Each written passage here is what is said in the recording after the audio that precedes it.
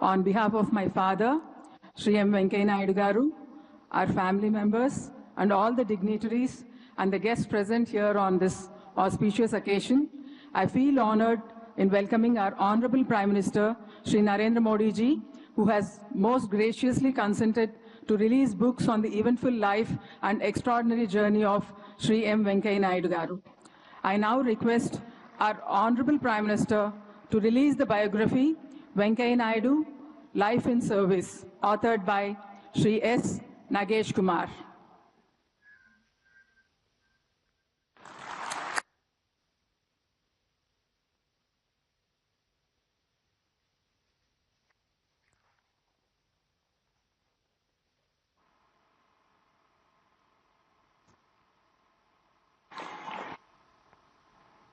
I now request our Honorable Prime Minister, Sri Narendra Modi ji, to release the book, Celebrating Bharat, the Mission and Message of Sri M. Venkaiah Naidu as 13th Vice President of India, a photo chronicle compiled by Dr. I.V. Subbarao Garu, former Secretary to Vice President of India.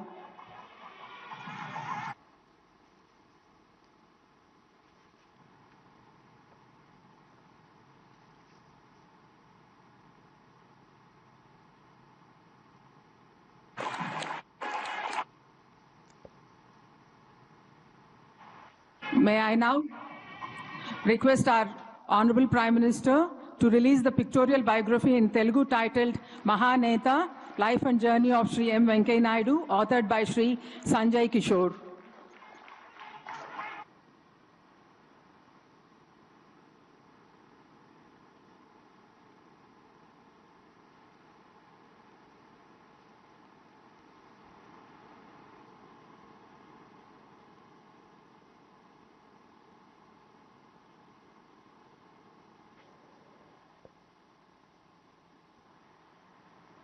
Our Honorable Prime Minister, Sri Narendra Modi ji's presence here has added to the grandeur of this special occasion. It's my singular honor to request him to deliver his address to the gathering. May I now request all of you to maintain silence in the decorum and request Honorable Prime Minister to please deliver his valuable address. Thank you, sir. नमस्कार। कार्यक्रम में उपस्थित और आज के कार्यक्रम के केंद्र बिंदु हमारे वरिष्ठ साथी श्रीमान वेंकैया नायडू गारू, उनके परिवारजन, विभिन्न राज्यों के गवर्नर्स, अलग अलग राज्यों के मंत्री, अन्य सभी वरिष्ठ महानुभाव, देवी और सज्जनों, कल टुमारो 1 जुलाई को वेंकैया नायडू जी का जन्मदिन है। उनकी जीवन यात्रा को 75 वर्ष हो रहे हैं। ये 75 वर्ष असाधारण उपलब्धियों के रहे हैं। ये 75 वर्ष अद्भुत पड़ावों के रहे हैं। मुझे खुशी है कि आज मुझे उनकी बायोग्राफी साथ साथ 2 और पुस्तकें रिलीज करने का अवसर भी मिला है। मुझे विश्वास है ये पुस्तकें लोगों को प्रेरणा देगी, उन्हें राष्ट्र सेवा की सही दिशा दिखाएगी। साथियों, मुझे वेंकैया जी के साथ बहुत लंबे समय तक काम करने का अवसर मिला है। जब वो पार्टी के राष्ट्रीय अध्यक्ष थे, जब वो सरकार में कैबिनेट के वरिष्ठ सहयोगी थे, जब वो देश के उपराष्ट्रपति और राज्यसभा के सभापति थे। अब कल्पना कीजिए, एक सामान्य से गांव से निकलकर किसान परिवार का एक संतान बड़े बड़े दायित्वों को संभालने की ये इतनी लंबी यात्रा अनेक अनेक अनुभवों से भरी रही है। वेंकैया जी से मुझे भी और मेरे जैसे हजारों कार्यकर्ताओं को उनसे बहुत कुछ सीखने का मौका मिला है। साथियों, वेंकैया जी का जीवन, विचार, विजन और व्यक्तित्व की एक परफेक्ट झलक देता है। आज हम आंध्र और तेलंगाना में इतनी मजबूत स्थिति में है,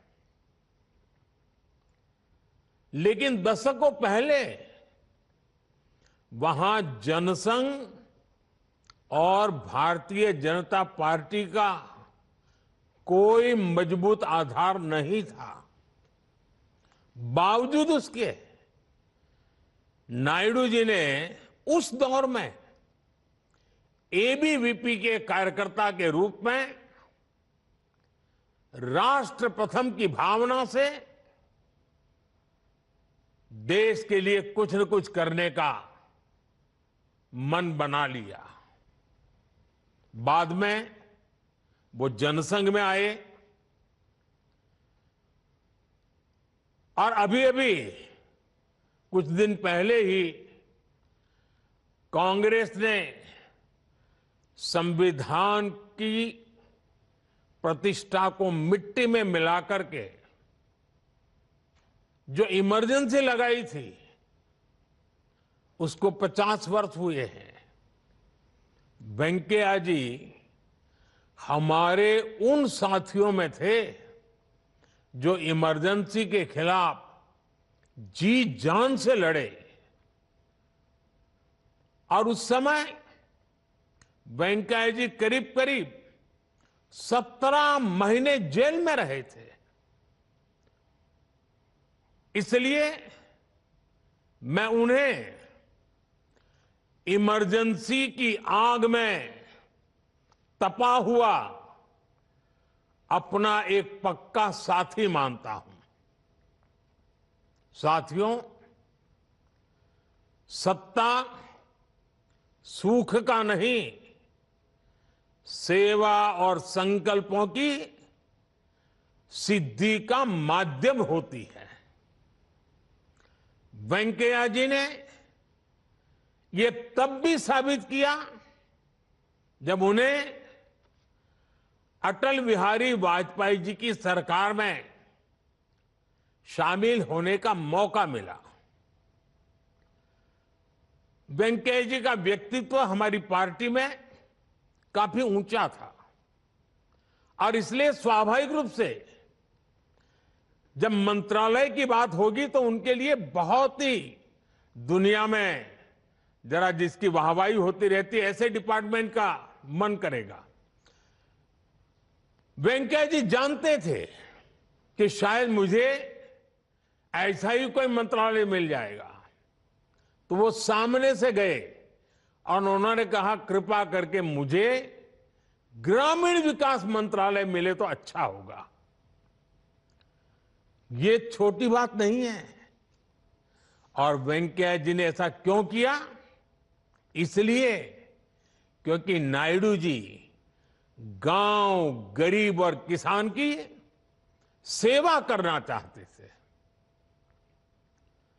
और ये विशेषता देखिए, शायद भारत में वो ऐसे मंत्री रहे जिन्होंने अटल जी के समय ग्रामीण विकास का काम किया और हमारे साथ कैबिनेट में एक वरिष्ठ साथी के रूप में शहरी विकास मंत्री के रूप में काम किया। यानी एक प्रकार से दोनों विधाओं में पारंगत। और उस काम, जिस प्रकार से उन्होंने उस काम को किया, अगर मैं उसके विषय में उनके अनेक इनिशिएटिव उसके प्रति उनका समर्पण,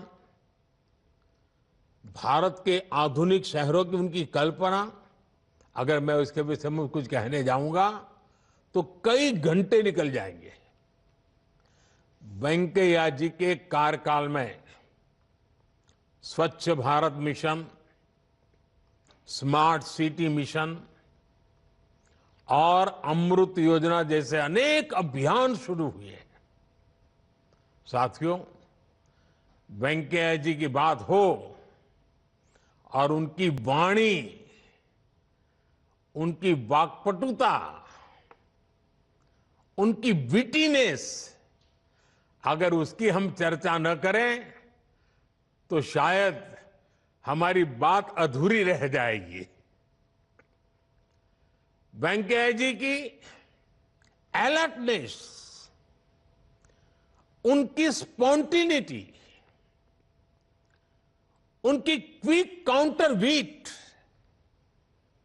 उनके वन लाइनर्स, मैं समझता हूं उसका कोई मुकाबला नहीं है। मुझे याद है जब वाजपेयी जी की गठबंधन सरकार थी तो वेंकैया जी का ऐलान था, एक हाथ में बीजेपी का झंडा और दूसरे हाथ में एनडीए का एजेंडा। और 2014 में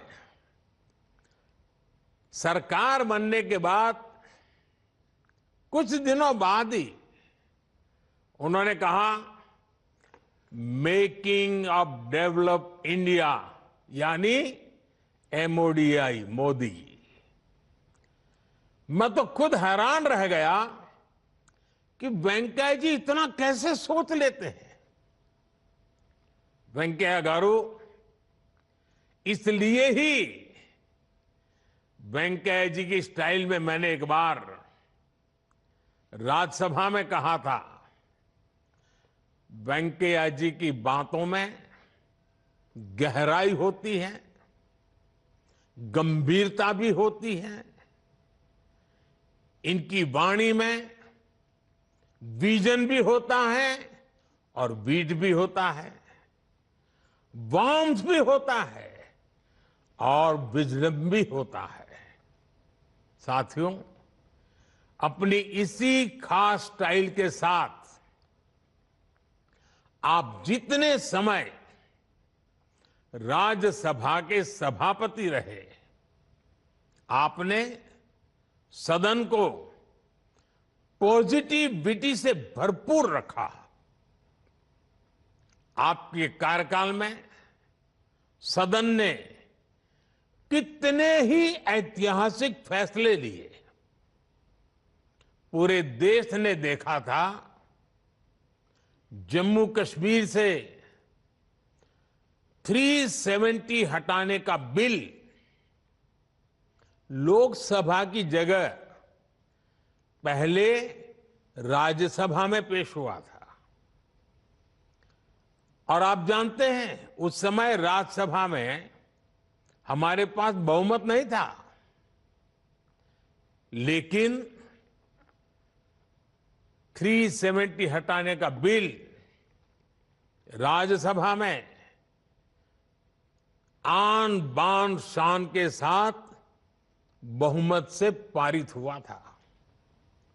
इसमें कई साथियों, पार्टी और सांसदों की भूमिका तो थी ही, लेकिन ऐसे संवेदनशील मौके पर सदन को सुचारू रूप से चलाने के लिए वेंकैया जी जैसा अनुभवी नेतृत्व भी उतना ही जरूरी था। आपने इस देश की, इस लोकतंत्र की ऐसी अनगिनत सेवाएं की है। वेंकैया गारू, मैं ईश्वर से कामना करता हूं, आप ऐसे ही स्वस्थ और सक्रिय रहते हुए दीर्घ काल तक हम सबका मार्गदर्शन करते रहे। और आपने देखा होगा, बहुत कम लोग जानते होंगे, वेंकैया जी बहुत ही इमोशनल व्यक्ति है। जब हम गुजरात में काम करते थे, वेंकैया जी जब आते थे, अगर कुछ ऐसी घटनाएं घटती थी तो वो सबसे ज्यादा पीड़ित नजर आते थे। वे निर्णायक रहते हैं। और आज ये भारतीय जनता पार्टी का विशाल जो वटवृक्ष दिखता है ना, उसमें वेंकैया गारू जैसे लाखों कार्यकर्ताओं, 3-3, 4-4 पीढ़ी भारत मां की जय इसी एक संकल्प को लेकर खपती रही है। तब जाकर के आज ये विशाल वटवृक्ष पनपा है। वेंकैया जी जैसे उनकी तुकबंदी के कारण ध्यान आकर्षित करते थे, वैसे हमारे वेंकैया जी खिलाने के भी उतने ही शौकीन रहे हैं। मकर संक्रांति पर दिल्ली में उनके निवास पर पूरे दिल्ली का हुज हू और एक प्रकार से पूरा तेलुगु फेस्टिवल, कभी कभी पूरा साउथ इंडियन फेस्टिवल, शायद अगर किसी साल न हो पाए तो हर कोई याद करता है, अरे वेंकैया जी कहीं बाहर तो नहीं है। इतना हरे के मन में मकर संक्रांति का उत्सव बहुत ही, यानी वेंकैया जी की जो सहज जीवन की प्रक्रियाएं हैं उससे भी हम लोग भली भांति परिचित है। मैं तो देखता हूं आज भी कोई भी अच्छी खबर उनके कान पे आ जाए, कोई भी अच्छी घटना उनके नजर आ जाए, शायद ही कभी वो फोन करना भूलते हो। और वो इतने भाव विभोर होकर खुशी व्यक्त करते हैं, हम जैसे लोगों को उससे एक बड़ी प्रेरणा मिलती है, उत्साह मिलता है, उमंग मिलता है। और इसलिए वेंकैया जी का जीवन आने वाली पीढ़ियों के लिए और सार्वजनिक जीवन में काम करना जो चाहते हैं ऐसे नौजवानों के लिए बहुत ही प्रेरक है, उत्तम मार्गदर्शन देने वाला है। और ये जो तीनों किताबें हैं, उन तीनों किताबें अपने आप में, किताब को देखते ही उनकी जर्नी का हमें पता चलता है, हम भी उसकी यात्रा में जुड़ जाते हैं। एक के बाद एक घटना प्रवाह से हम अपने आप को अनुबंध कर लेते हैं। साथियों, आपको शायद याद होगा, एक बार मैंने राज्यसभा में श्रीमान वेंकैया गारू के लिए कुछ पंक्तियां कही थी। राज्यसभा में जो कहा था, मैं आज फिर उन्हें दोहराना चाहता हूं।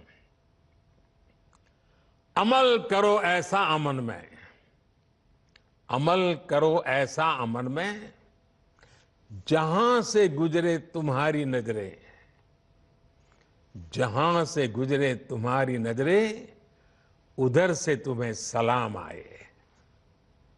आपका व्यक्तित्व ऐसा ही है। एक बार फिर आपको 75 वर्ष की यात्रा, और मैं तो याद है हमारे एक मित्र है, कभी उनको मैंने एक बार फोन करके पूछा, भाई कितने साल हो गए, कितने, क्योंकि उनका भी 75वां जन्मदिन था। तो मैंने उनको ऐसे ही फोन किया, तो उस साथी ने मुझे ये नहीं बताया उनके 75 साल हुए हैं। उन्होंने मुझे जवाब दिया, मैंने कहा भाई क्या कितने साल हो गए? नहीं, बोले अभी 25 बाकी है। देखने का ये नजरिया है। मैं भी आज 75 वर्ष के आपके यात्रा जिस पड़ाव पर पहुंची है, और जब आप शताब्दी मनाएंगे तब देश 2047 में विकसित भारत आजादी की शताब्दी मनाता होगा। आपको जन्मदिन की बहुत बहुत शुभकामनाएं, बहुत बहुत बधाई। आपके परिवारजनों को भी आपकी सफलता में उनका जो योगदान रहा है, कंधे से कंधा मिला करके और कहीं छा जाने की कोशिश नहीं, एक मुख्य सेवक की तरह सबने काम किया है। मैं आपके परिवार के सब लोगों को बहुत बहुत बधाई देता हूं, बहुत बहुत शुभकामनाएं देता हूं। आपका बहुत बहुत धन्यवाद।